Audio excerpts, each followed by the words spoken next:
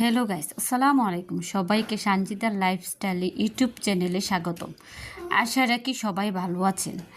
আজকে আমি রান্না করলাম বাংলার ঐতিহ্য ইলিশ মাছ ভাজা, মাছের রাজা ইলিশ। সবাইকে দেখার জন্য আমন্ত্রণ রইল এবং ভিডিও ভালো লাগলে লাইক, শেয়ার, সাবস্ক্রাইব করতে ভুলবেন না।